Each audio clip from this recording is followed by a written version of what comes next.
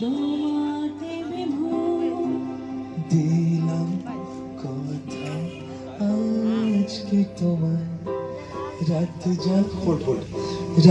জাগা দুই চোখে হবে পরিণাম